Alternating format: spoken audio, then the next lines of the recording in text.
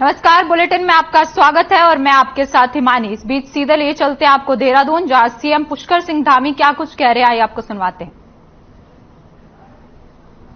Kailash Pant ji, doctor Sanjay ji एवं यहां पर उपस्थित सभी अधिकारीगण, सभी हमारे प्रतिनिधिगण और आए हुए सभी हमारे अतिथिगण, उपस्थित पत्रकार मित्रों एवं छायाकार बंधुओं, मैं आप सभी को निर्मल पुरस्कार के लिए चयनित हुए नगर निगम, नगर पालिका, नगर पंचायत के सभी कर्मठ अधिकारियों, कर्मचारियों एवं प्रतिनिधियों को ढेर सारी शुभकामनाएं एवं बधाई देता हूं।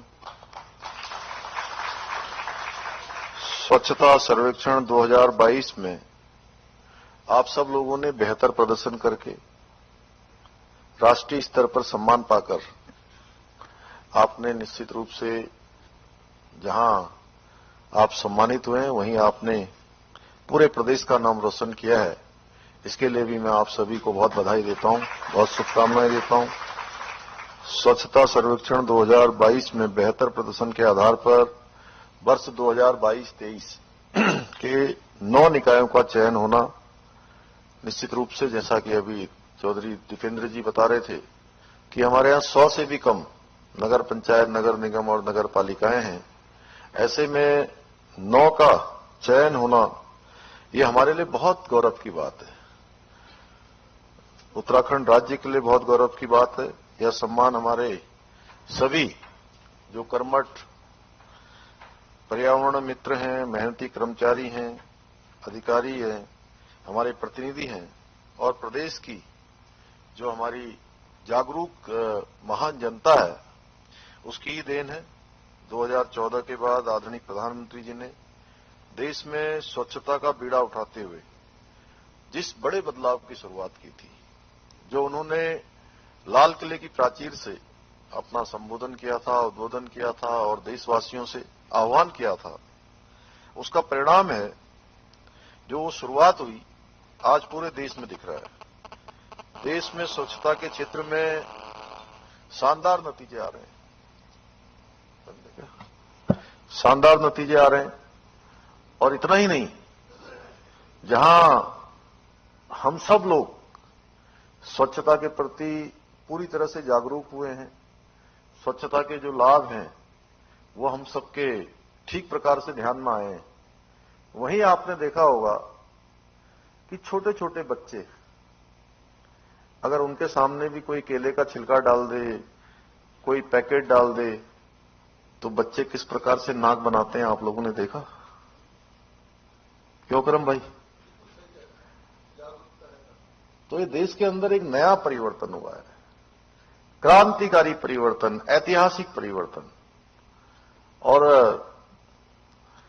जो ऐसे देश जिन्होंने आज पर्यटन के क्षेत्र में पूरी दुनिया के अंदर एक मुकाम हासिल किया है, एक स्थान प्राप्त किया है, उस सारे के सारे स्वच्छता को लेकर आगे बढ़े हैं। सिंगापुर में भी इस प्रकार का अभियान वहां पर आज से 50 सालों पहले चला था। आज लोग वहां भ्रमण करने जाते हैं। पूरे देश के अंदर आज तेजी से स्वच्छता की ओर लोगों का ध्यान गया है, इस ओर लोग काम कर रहे हैं। इसी का परिणाम है कि आज इसके बहुत शानदार और सुखद परिणाम हमारे सामने आ रहे हैं। और यह सब हमारे देश के कर्मयोगी प्रधानमंत्री,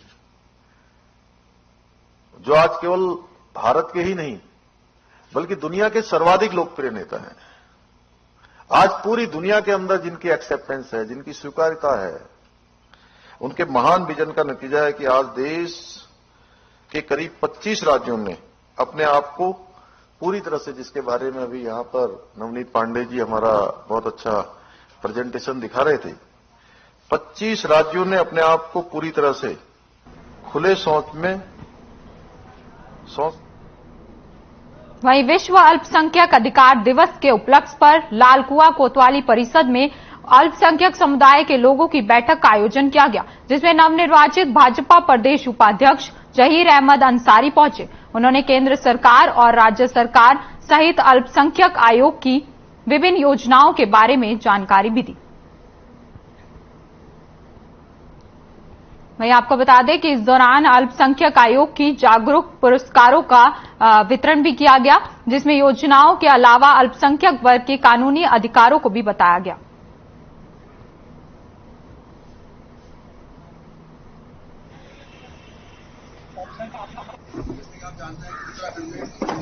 जानकारी है कि 18 दिसंबर हर वर्ष अंतर्राष्ट्रीय अल्पसंख्यक अधिकार दिवस मनाया जाता है। उसी क्रम में उत्तराखंड में भी समस्त थाना क्षेत्रों में ये कार्यक्रम मनाया गया है। मुझे माननीय प्रदेश अध्यक्ष जी के निर्देश पर शासन द्वारा लालकुआ थाने में कार्यक्रम की उपस्थिति में नेतृत्व देना पड़ा और कार्यक्रम बहुत बेहतर हुआ है। इसमें अल्पसंख्यक द्वारा जो आयोग द्वारा जो योजनाएं हैं उनके क्रियान्वयन पर बात की गई है। जैसे कि आप जानते हैं उत्तराखंड में और इस आयोग के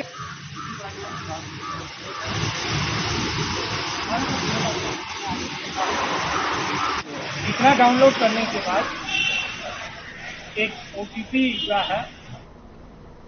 वहीं भारतीय जनता पार्टी की ओर से सभी जगह प्रदेश में नई कार्यकारिणी गठित की गई है, जिसको लेकर उधम सिंह नगर के काशीपुर जिले में भी कार्यकारिणी गठित की गई है। आपको बता दें कि जिसमें जसपुर विधानसभा क्षेत्र के सुदेश सिंह चौहान को जिला महामंत्री बनाया गया है।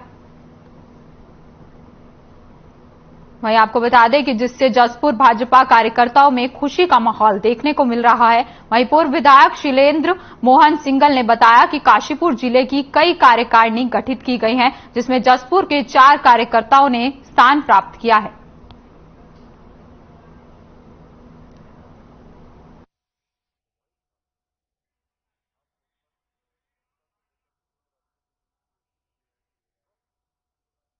कार्यकारिणी बनी है, उसमें 4 हमारे कार्यकर्ता उसमें स्थान पाए हैं और सबसे महत्वपूर्ण बात जो जिले को महामंत्री का, उसमें भी हमारे बीच का एक व्यक्ति महामंत्री बना है।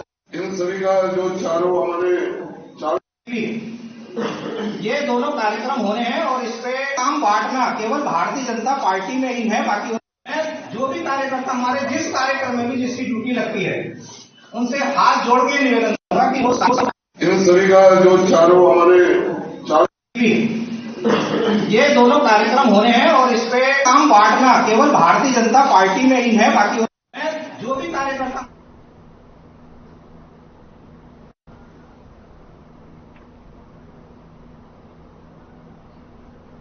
वही खबर लक्सर से है, जहां केवलपुरी गांव में विवाहिता की संदिग्ध परिस्थितियों में मौत हो गई। मृतका के परिजनों ने पति पर दूसरी महिला से प्रेम प्रसंग के चलते उसकी फांसी लगाकर हत्या करने का आरोप लगाया है। आपको बता दें कि दल्लेवाला निवासी अशोक कुमार की पुत्री पूजा की शादी करीब 6 साल पहले केवलपुरी निवासी विक्की के साथ हुई थी। शनिवार की आधी रात के लगभग पूजा की संदिग्ध परिस्थितियों में मौत हो गई थी, जिसकी सूचना पाकर लक्सर सीओ विवेक कुमार कोतवाल अमरजीत सहित लक्सर कोतवाल अमरजीत सिंह पुलिस बल के साथ मौके पर पहुंचे और शव को कब्जे में लेकर पोस्टमार्टम के लिए भेज दिया है और आगे की कार्रवाई भी शुरू कर दी है।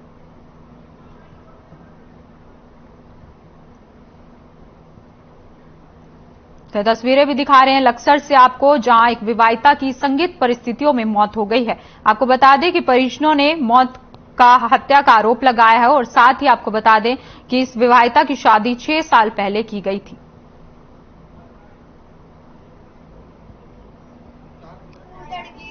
ये अभी आज सुबह हमें 112 के माध्यम से सूचना प्राप्त हुई थी, जो रायसी चौकी क्षेत्र अंतर्गत है, जो गांव है, उसमें हमें सूचना प्राप्त हुई थी कि एक विवाहित महिला जो है उनकी मृत्यु इस प्रकार से कारित हुई है। सभी तथ्य हमने अभी दिखवा लिए हैं और शव को पोस्टमार्टम के लिए हमने भिजवा दिया।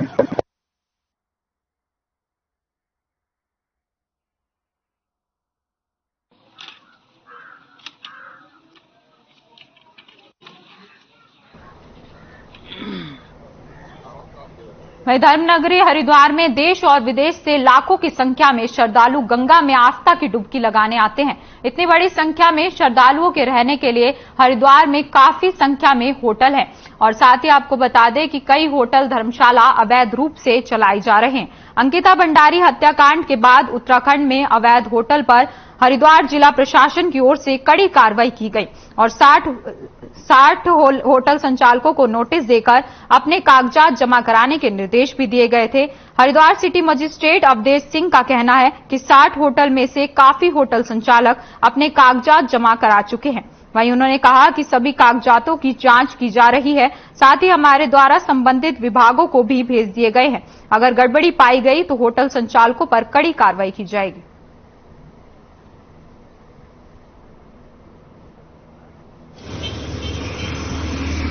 60 होटलों को जो है पूरे हरिद्वार शहर में अभी तक नोटिस दिए गए हैं। जो नोटिस प्राप्त होने के पश्चात जितने भी होटल संचालक थे वो लगभग 2-3 को छोड़ करके सभी उपस्थित हुए और उन्होंने अपने अभिलेख प्रस्तुत किए। उन अभिलेखों को संबंधित डिपार्टमेंट को प्रेषित कर दिया गया है। जैसे HRDO को सचिव साहब को भेजा गया है और उसमें लिखा गया कि यदि आपका मैप जो है पास है, जो भी मैप लगाए थे कुछ में मैप नहीं लगे थे।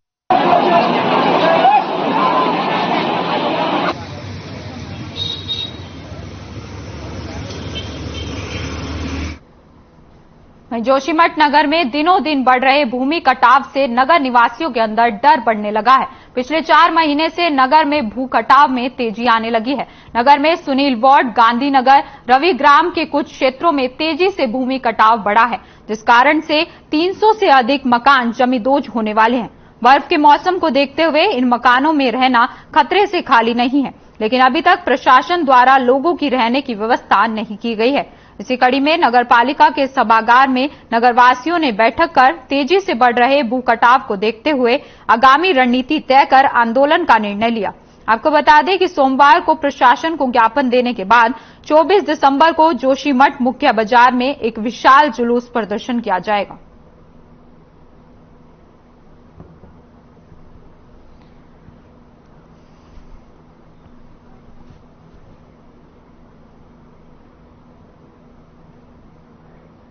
संभ्रांत लोगों की एक बड़ी बैठक हुई है और उस बैठक में तय किया गया है कि 24 तारीख को 24 दिसंबर को शनिवार के दिन पूरे जोशीमठ की जनता हजारों की तादाद में सड़क पर उतरेगी और सरकार को चेतावनी देगी और घेरा डालो डेरा डालो इस तहसील जोशीमठ में यह आंदोलन होगा।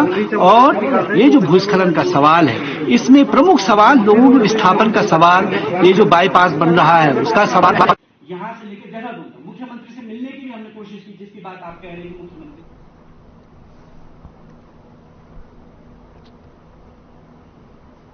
नई खबर कोटद्वार से है, जहां राज्य महिला आयोग के अध्यक्ष कुसुम कंडवाल ने महिलाओं से संबंधित अपराधों को पुलिस को गंभीरता से लेने के निर्देश दिए हैं। कुसुम कंडवाल ने कहा कि कुछ महिलाएं इतनी कमजोर होती हैं कि वह अपनी शिकायत लेकर थाने नहीं जा सकती। ऐसी महिलाओं की शिकायत पुलिस को उनके घर जाकर सुननी चाहिए ताकि उनको न्याय दिलाया जा सके।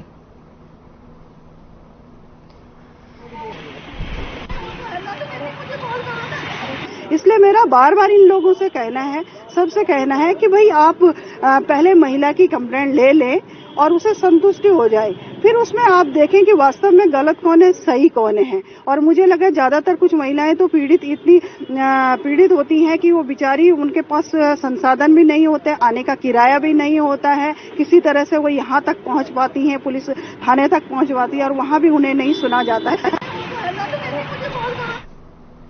वहीं जोमेटो कंपनी के राइडर्स पूरे हरिद्वार में 2 दिन के लिए डिलीवरी बंद कर हड़ताल कर रहे हैं। राइडर्स ने हड़ताल करने की वजह कंपनी में हो रहे फेरबदल और कंपनी के टीम लीडर का बुरा बर्ताव करना बताया है। तो वहीं जोमेटो कंपनी के डिलीवरी करने वाले राइडर्स का कहना है कि जो नया रेट राइडर्स ने जारी किया है कंपनी में, उसकी वजह से कई तरीके की दिक्कतें आ रही हैं। साथ ही उन्होंने कहा कि हम देर रात तक चीला रेंज जैसी जगहों पर खाने की डिलीवरी देते हैं, अपनी जान को जोखिम में डालते हैं, जिसके बावजूद भी हमें कम रेटिंग दी जाती है। और जब हम अपनी इन समस्याओं को लेकर अपनी टीम लीडर के पास जाते हैं तो वह हमारी समस्याओं को हल करने की बजाय हमारी आईडी बंद कर देते हैं और चुप रहने की भी धमकी देते हैं। ऐसे में जोमेटो कंपनी के राइडर्स की मांगे हैं कि तत्काल टीम लीडर गौरव सक्सेना को हटा दिया जाए और नया रेट कार्ड हटाकर हमारा पुराना रेट कार्ड चालू किया जाए।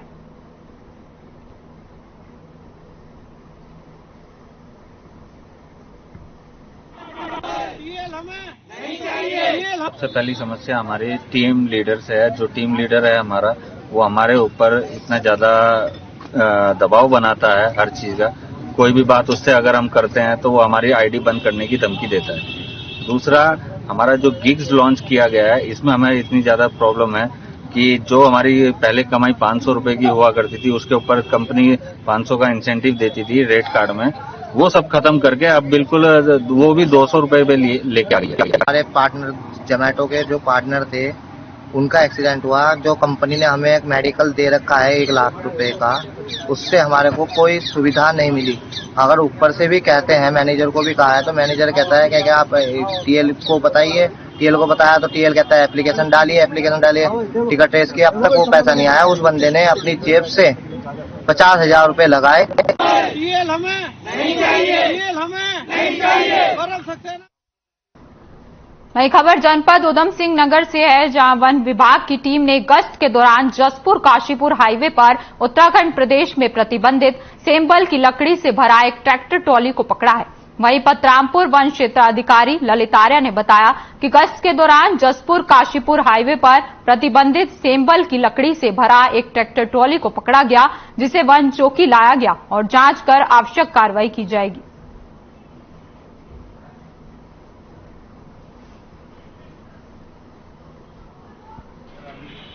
के विरुद्ध चलाए गए अभियान में हमारे स्टाफ गश्त पर था। सूचना मिली थी कि कोई जो है ट्रैक्टर ट्रॉली जो है बिना अनुमति पत्रों के जो है आ रही है हाईवे से, तो हम लोग अपने गश्त के दौरान गए। वहां पर जो है हाईवे से जो है काशीपुर जसपुर हाईवे से एक ट्रैक्टर जो है सेमल प्रकाश से लदा हुआ पाया गया। इसको रोककर हमने पूछा कि क्या प्रपत्र दिया, तो कोई प्रपत्र मौके पर नहीं मिले, जिसको ला करके रेंज ऑफिस में खड़ा कर दिया गया।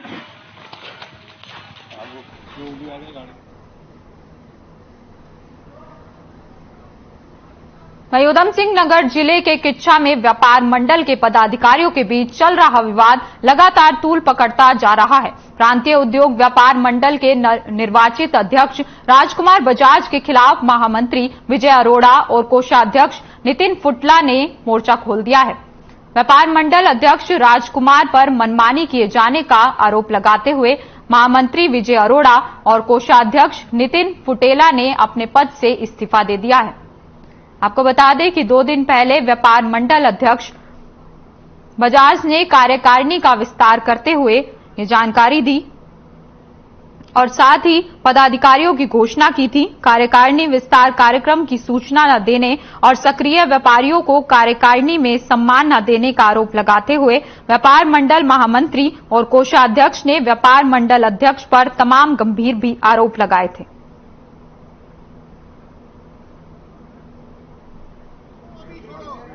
मैं की लड़ाई है।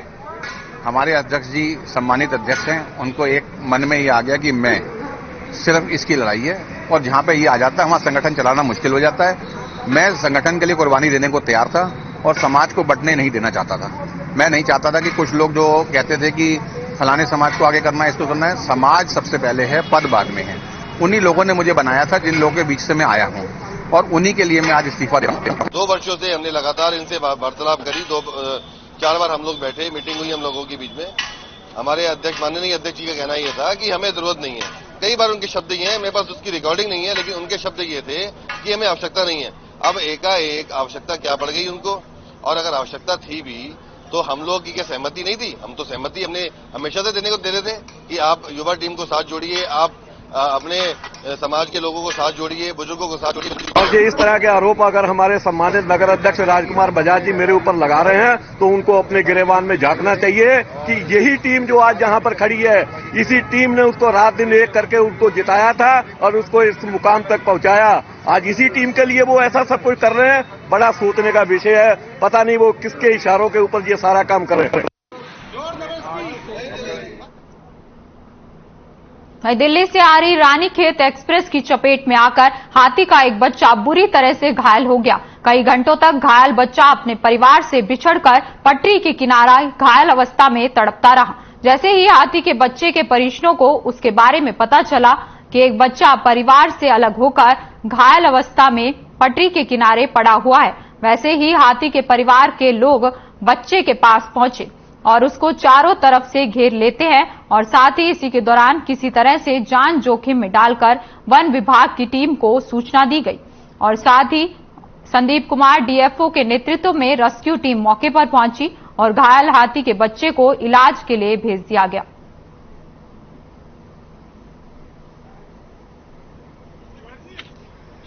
एयरपोर्ट के बीच का सेक्शन जो है ईस्टर्न रेलवेज का है। बताया जा रहा है कि जो ट्रेन है ट्रेन ने हिट किया है। एक छोटा बच्चा है हाथी का, लगभग 2-2.5 साल का होगा। तो साथ में अभी माँ भी जो है, माँ इसको जो है धकेल के एक लगभग जो है 200 मीटर दूर ले गई है और वहां पे हम इसको देख पा रहे हैं। अब प्रॉब्लम यह है कि माँ जो है वो साथ में खड़ी है और जो इसका झुंड है इनका वो भी नियर बाई ही जंगल में है। उनकी आवाजें हमें सुनाई दे रही हैं। तो इसमें जो भी अभी हम रेस्क्यू का जो ऑपरेशन है, वेटनरी टीम जो है वो ऑन द वे है और इसमें ड्रोन वगैरह जो है वो उसका जो है हम इंतजाम कर रहे हैं।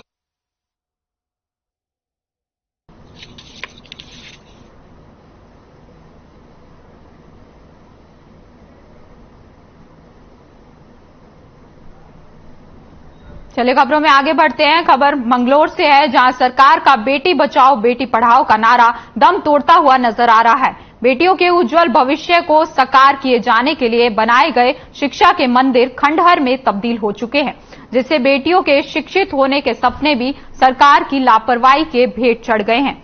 आपको बता दें कि साल 2016 में मंगलोर क्षेत्र के ग्रामीण इलाके सिक्खर में बेटियों को उच्च शिक्षा के लिए लगभग 3 करोड़ रुपए की लागत से महिला डिग्री कॉलेज का निर्माण कराया गया था, जिससे ग्रामीण क्षेत्र की बेटियों को उच्च शिक्षा के लिए दूर दराज शहरों में न जाना पड़े।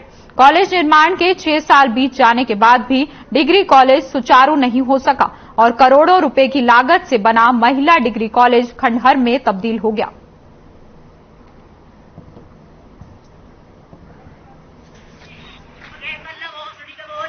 सर वो कॉलेज खुलना चाहिए, क्योंकि हमारे आसपास कोई भी कॉलेज नहीं है। यहाँ पर है मंगलोर में, यहाँ पर आने में बहुत ज्यादा प्रॉब्लम होती है। गांव में कुछ भी सवारी नहीं जाती, यहाँ से हमें बहुत तकलीफ के साथ आना पड़ता है।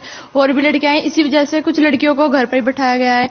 सिक्खर डिग्री कॉलेज है, वो 6 साल पहले 2016 में खुल चुका था, लेकिन वहाँ की जो लड़कियां हैं, स्पेशल लड़कियों के लिए था वो कॉलेज, लेकिन वहाँ की लड़कियों को हमें मंगलोर आना पड़ता है, रुड़की जाना पड़ता है, शहर की तरफ जाना पड़ता है। कई वहाँ के जो आसपास के गाँव वाले लोग हैं, आपको पता है गांव के लोग ज्यादा बाहर भेजना चाहते नहीं है, वो भेज नहीं पाते हैं।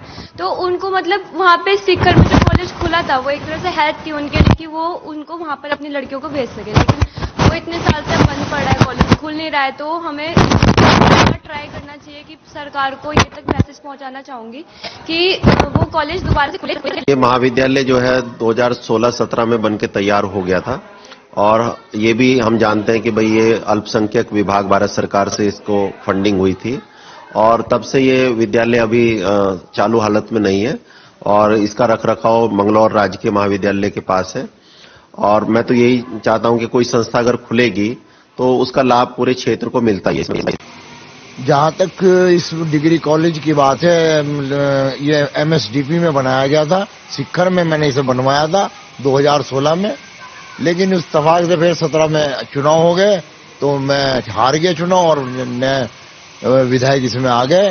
तो नए विधायक ने इसमें कुछ नहीं किया, लिख के दे दिया, वहाँ फाइल में रखा है लिखा हुआ कि साहब ये जंगल का एरिया है, यहाँ से लड़कियां जो है आने जाने में बड़ी दिक्कत है, जिससे जो है आपको जो है दिक्कतें होंगी और गुंडागर्दी होगी, लिहाजा इस स्कूल को बंद कर दिया जाए, इसे चलाया ना जाए। ये वर्तमान विधायक, उस टाइम के वर्तमान विधायक ने लिख कर दिया जो फाइल में है।